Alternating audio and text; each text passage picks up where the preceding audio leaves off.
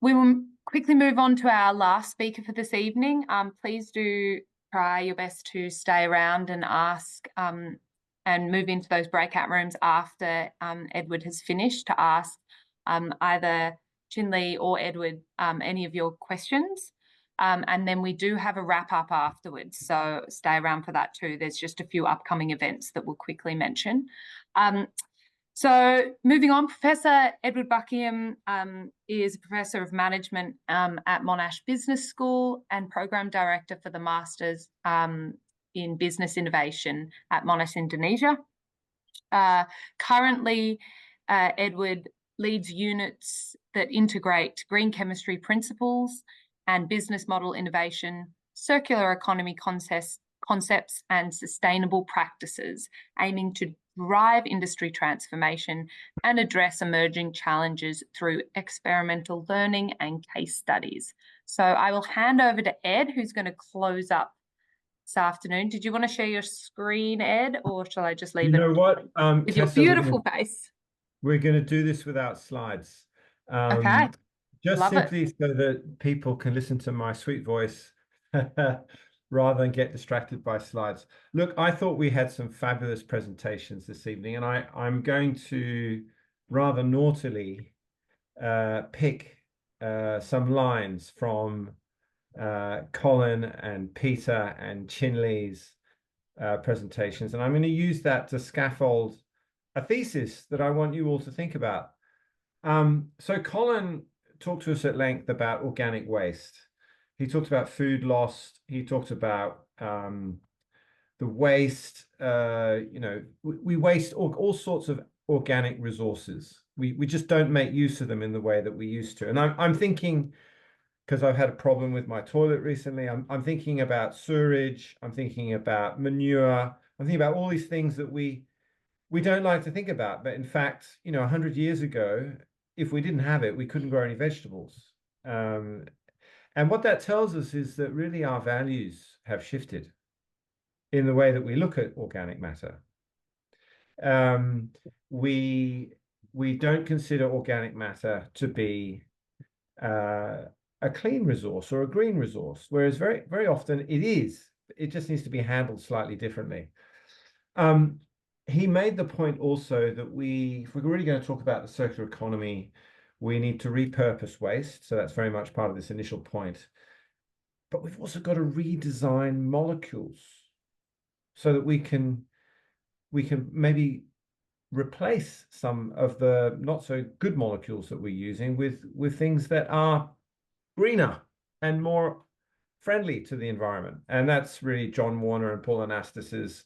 That's where we come in with this idea about non-covalent chemistry, looking for new solutions which are less aggressive, less hard on the environment.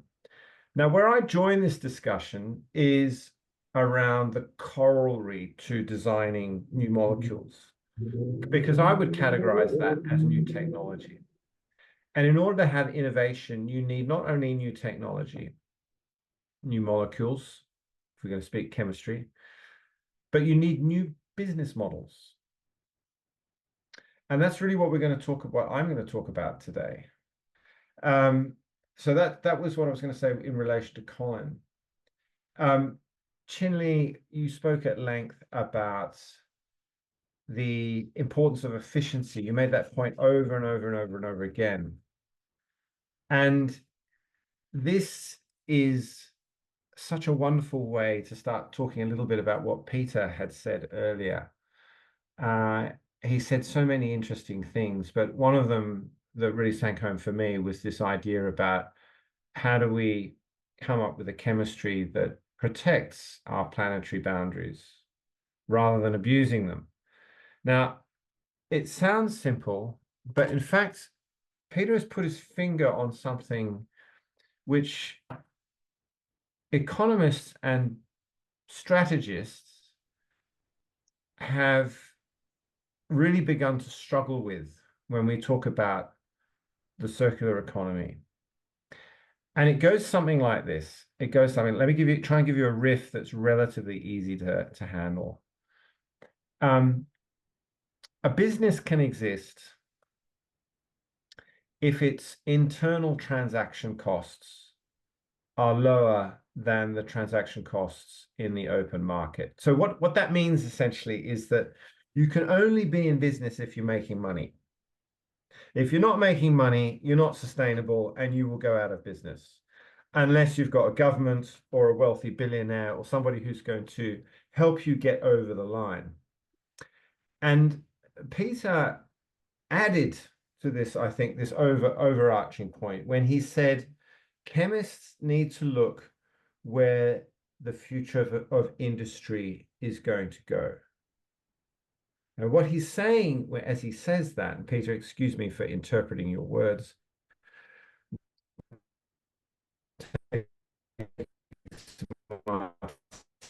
license here, but what he's saying is that the transaction costs that govern this is changing.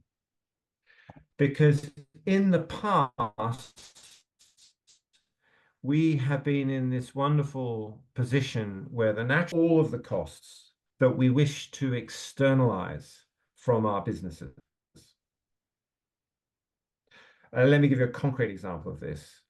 Many of you will be using internal combustion engines in one shape or form, directly or indirectly. And we take it for granted that as you burn that fuel or as you dig in with that petrochemical value chain, and it doesn't really matter because the environment is just so good at mopping up all the excess nasties.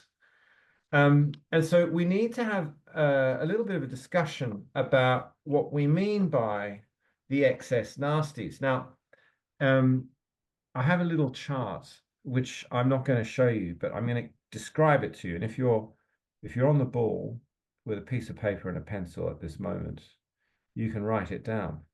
So imagine a 2x2 matrix, right? Or an XY graph.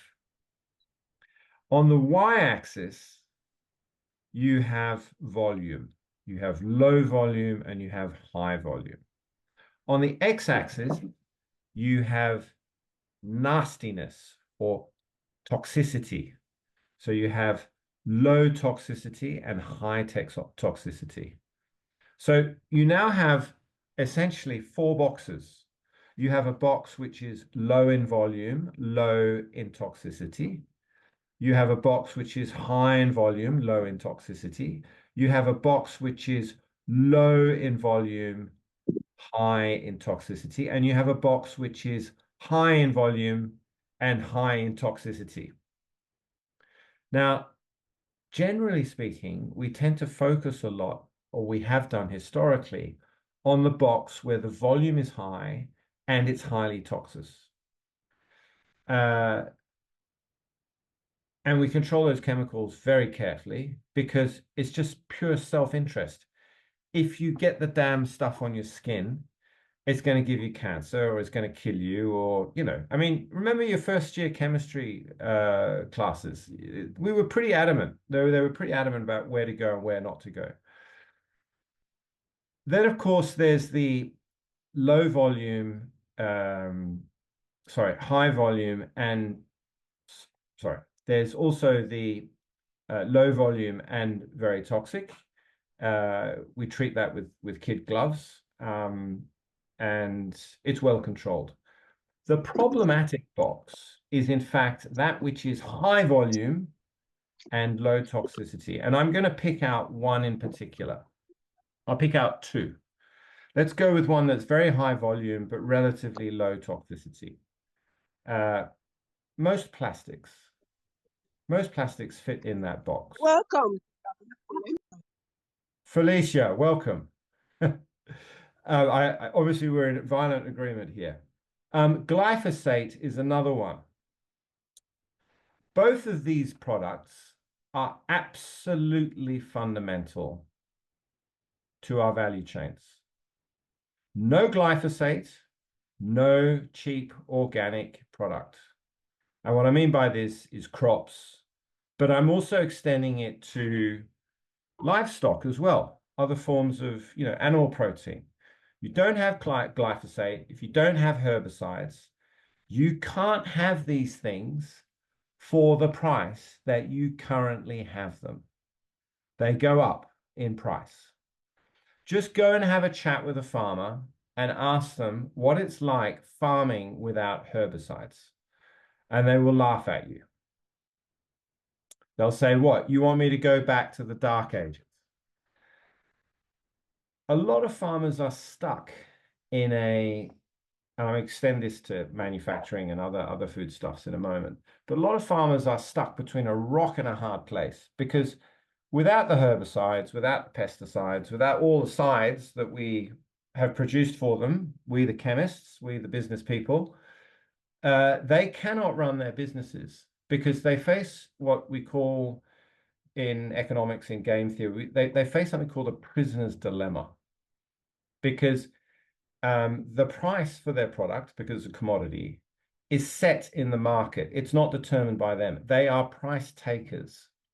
And what that means is that they cannot control their prices. They can only control their costs. So they will utilize whatever technology is available to raise their productivity. And one of the best ones is herbicides. Because if you can imagine, you're walking through a field, you see some thistles, you see some blackberries, you see something else that shouldn't be growing there. You can take to it with a hoe and a spade, and you'll be there for the next 3 weeks. Or you can just walk past with a wand, literally a plastic wand, spray left, spray right, and it's all dead, and you move along. And what that's led to is some very interesting economics. So again, back to glyphosate, which is, Tessa will tell you, is a personal favorite, just because it demonstrates this point so beautifully. If you look it up on Wikipedia, you will see that the volumes of glyphosate have absolutely erupted since it's come off patent. That is to say, anybody can produce it now, and it's relatively easy to produce, and it's damn easy to distribute. And so there really isn't a lot of legal restrictions around it, or at least there haven't been until quite recently. And as soon as anybody starts to place legal restrictions on it, well, the economy starts to seize up. So I ask my master's students every year to try and design an industry, a farming industry, or any kind of industry that's currently glyphosate dependent, and come up with business models that would replace glyphosate. They don't have to necessarily be chemical ones. It might be using drone technology or AI, or it may continue to use glyphosate, but use it more intelligently, use it in smaller quantities. And it's always very interesting to see what the solutions are that come about. But every time they face this problem of incumbency. And so I'm going to quote Machiavelli for a moment. Now, for those of you who haven't studied Italian literature from I think the 14th or the 15th century, just bear with me. Here's a translation, or a rough translation as I remember it. Machiavelli says, for those that would wish to bring about a new order of things, that's you guys, the revolutionary green chemists of tomorrow, you shall have for enemies all those who have done well under the old system, and lukewarm support from those who will do well under the new. In other words, we are phenomenally risk averse. Right, so where does that leave us? Well, it leaves us with a very bitchy and slightly negative presentation. So I need to change tack, because you won't get anything done as chemists if you go and tell everybody a gloomy story. What you have to do is you need to adopt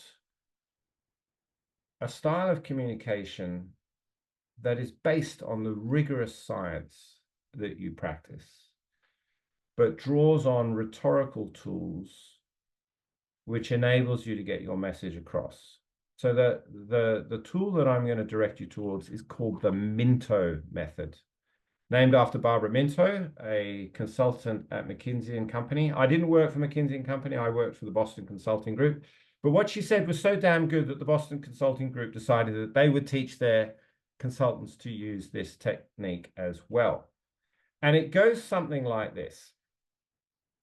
In one sentence, state the situation. We'll do it for glyphosate. Glyphosate is a fantastic chemical. It is super cheap. It raises productivity and it enables us to eat food for a fraction of the price that we would otherwise pay for it. Hooray! Full stop.